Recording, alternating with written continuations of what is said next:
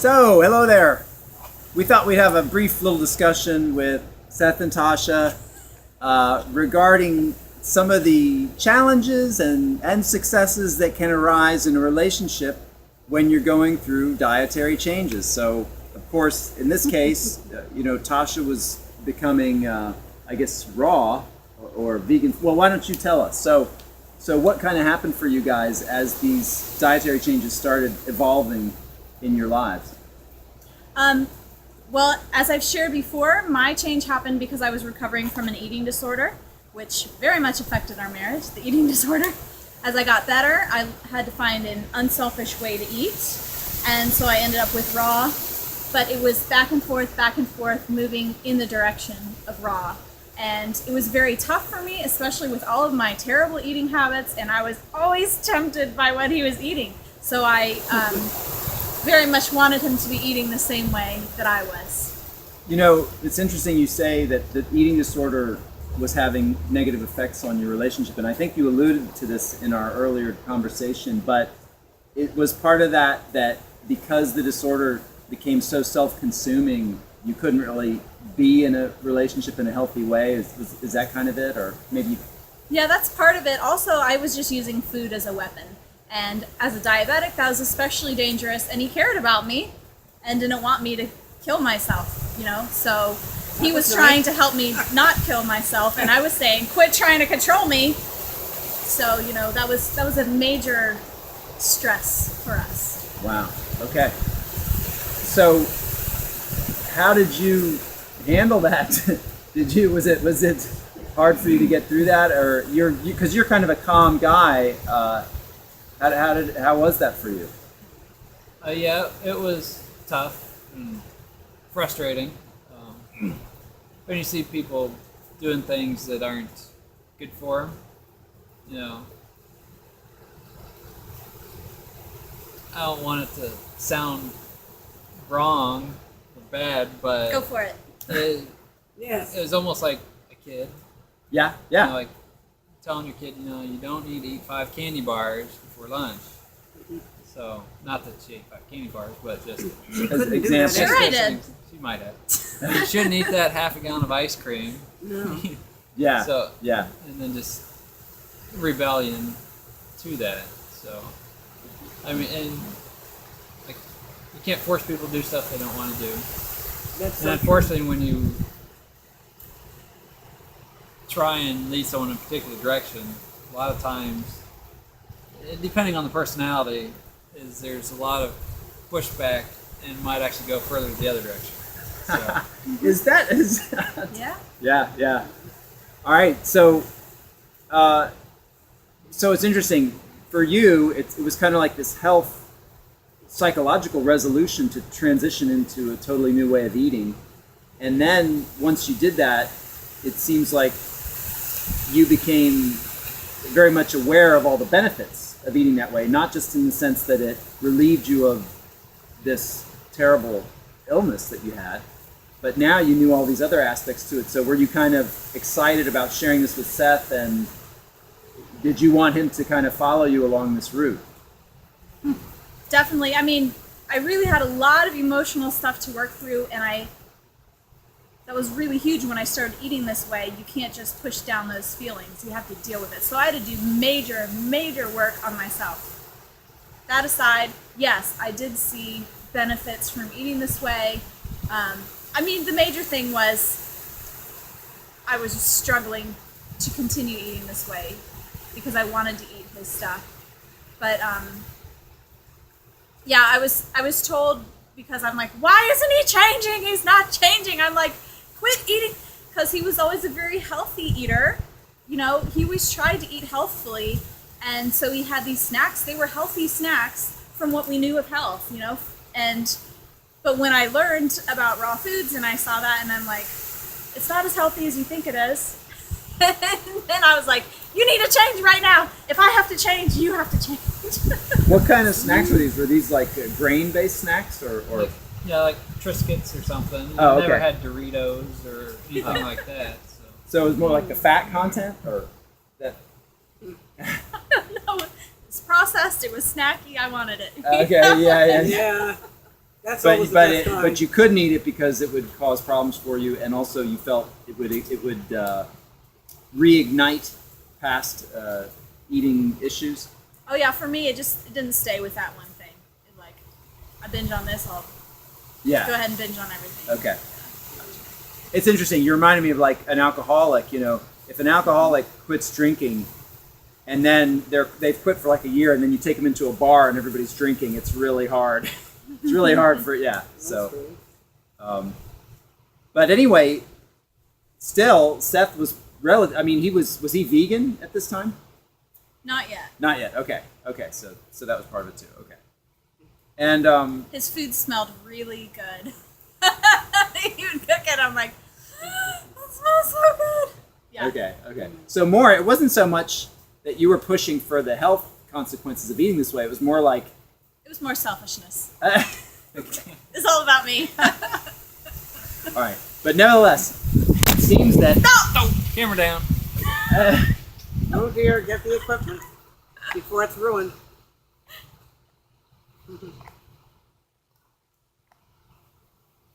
We're not editing, so that's staying. Don't. All right. So, but in other words, something happened because after a time, Seth did change. So, was this part of this, Seth? Was it just like the pressure from her wanting you to change, or was it other things that kind of elicited change, or a combination of many different factors? Probably part of it is having available food. Like if you have stuff in the house to eat other than what you have, then you have something else to go to, and then you get used to eating that, like a gradual change. Like, okay, I'll have whatever, some strawberries or something with calories. So then you can get used to eating that, and then it just kind of, and you enjoy it. Yeah. And then just kind of drift. It's healthier, and you start looking at something, and say I had some almost vegan Oreos in the house, then I'm like, that isn't really as healthy as what I should eat. And you just kind of start to look at things a little differently. And like, that's probably not the best thing I should have. Just make daily choices and gradual change. Well, this is good. Since you know about this, what about Oreos is not vegan? I looked that up because they talked about it at work once. Yeah. There's, I don't know if it's a animal fat or some eggs. Something. It's just a little bit, but if you want to be technical. Sorry. That's good. I'm glad to know that. That's good. In the stuffing. White stuff. Okay. So one thing that you should know is that because of my eating disorder, I wasn't cooking for him. He kind of mentioned that in his interview. I would binge all day, and then I wasn't going to make a meal. I was too stuffed to have dinner. So we kind of started back during those days. He fended for himself. I got my own. So that's why he said, there wasn't anything to eat, or nothing was made for him. But also, I was pressuring him so much, and he would get angry that I was pressuring him. And we had this conversation about how it reminded. In the same way that I didn't like him pressuring me to eat healthy, he didn't like me pressuring him to go vegan. And so I came to understand that, and like Alicia Grant was like, just shut up. It's not helping anything. So I had to learn to just do it. And for one of our gifts, it was like an anniversary or something, I'm like, please, will you go to this Doug Graham conference with me? And I'm like, this is all I want. Please go with me. So he did agree. And because I thought, I don't know how to answer these questions. I wasn't really that educated on everything. And I didn't know how to answer his engineer technical analytic questions. So I'm like, here's somebody who can answer them. And so we went to that. And I think that was kind of a turning point because I feel like he got some questions answered there. Yeah. I think this is a great point because a lot of people who don't experience these things, they think this is all anecdotal. It's like the catch-all characterization of, deriving improvements in health from diet it's anecdotal. And somehow this means that people's experiences don't mean anything. It's one of the frustrating things I find. McDougall has trouble getting financing for large studies. So the industries, these vested industries, can get these studies performed that support erroneous conclusions, and people who are doing the studies that actually reveal the truth can't get the funding.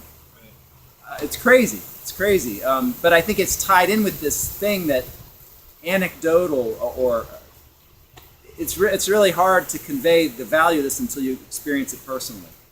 But I think too, there's something to the phases you went through in that.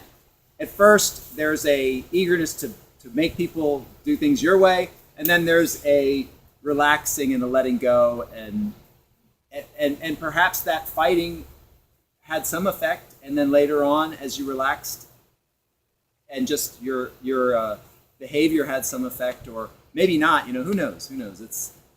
It's complicated, but I don't think it's uncommon. It's uncommon, and now another aspect to this is.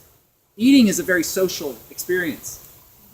And if you're living in a house with someone, you're in a relationship, and you can't eat together, it takes a big social component out of your relationship. It's especially if somebody's working all day, and you come home at the end of the day from work, the table, it's a classic way for people to get together, and it's part of family life, yeah? So it's tough if you're eating different things, and for women that are preparing food for the family, let's say they've decided to go vegan, and then the rest of the family eats all this other stuff, and many women keep preparing, some men too, prepare all these other things for all the other people eating their various diets. It's kind of crazy. So it must have been a relief when your diet became a little bit more in line with hers, that you guys could actually eat together more. Yeah? I think it was a really positive thing when I started making dishes. Because then I'd be like, hey, this tastes really good. Do you want some? And that was, so you could actually see there was something more than just eating 5 bananas, because he couldn't eat 5 bananas, you know? Yeah. And so if I could do some variety and be like, well, there's other ways to do it, not just the way I do it. I think that was really great to be able to have a positive experience together. Enjoy zucchini spaghetti together, or when I would make lasagna, raw lasagna. Or strudel. Banana apple date strudel. Yeah, so that we could have fun together rather than negative. I love this point. And this is why I like some of these raw food folks who are doing gourmet raw food preparation. I mean, I totally sympathize with the supernatural folks who only want to eat foods in their natural state, and they don't want blenders, and they don't want any kind of preparation, and that's cool. And if you can do that, you want to do that, great. But I see a great role for these gourmet chefs in terms of providing a bridge for folks from other eating traditions, because they can prepare these things in a way that satisfies it similarly to some of these classical favorites, So, yeah. Go ahead. I was going to say, it was Twinkies. Those aren't quite vegan. Twinkies, okay. I'll have to look into the... Well, what someone said to me... Just so I set the record. Okay. What someone said to me about Oreos, and I think this used to be true, they used to process sugar by running it through animal bones. They used to use animal bones to help whiten sugar. Now, I don't think that process is any longer in effect, but I will say here, Oreos are not a health food. Right. Nobody needs to be eating Oreos. If I'm eating Oreos, it's a mistake. I don't recommend it as a practice. I wouldn't have a meal of Oreos. Not really. So, yeah. But you ate almost a whole box of them the other day. You did. Remember? One thing, another thing that I would bring up is that I really had to learn to respect him, respect that he's an adult. The same way we talk about caregiving, respect that this is, when he says no, he means no. When I say, can I please just throw away all your food? And he says no, he means no. So when I go ahead and throw it all away, then he gets really mad. And that's really not very effective in helping him to Who would have guessed? change his habits, because he's going to go out and buy it again because he's not ready to get rid of that yet.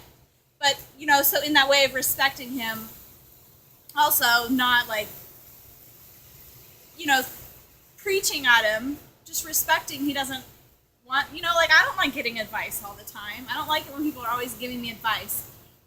So if I was reading like Don Bennett's books, which, you know, I was really getting a lot out of them, and so then I could say to him, oh my gosh, this is really cool, you know, can I read this section to you? And if he didn't want to hear it, he would say no, and so I just had to respect that.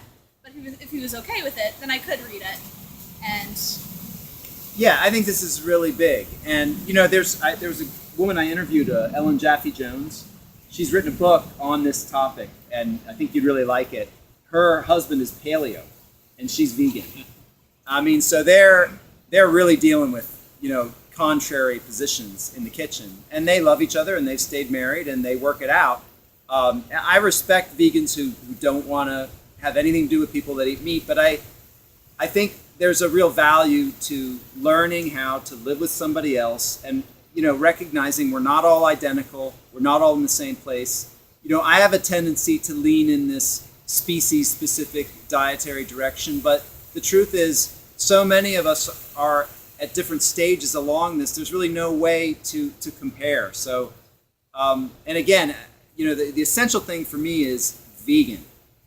If somebody's eating cooked foods, it's hard for me to see how you can be totally freaked out about that. I mean, if it's a case where it's going to lead you into a self-destructive behavior, that's a totally different story. But so yeah, just some additional 2 cents on that. Anything you would add to that? sounds good. No. Now we're all one big happy family, and you got it all covered, right? I think we've pretty Right. much covered everything. We're changing the world. We're changing the planet in a positive way. It's happening. Well, I don't think we've changed it that much. And we got Seth in trouble for being late to work. No, we didn't have it. Oh, he has to go back to work now? So anyway, thanks for watching, guys. Oh, certainly. See y'all.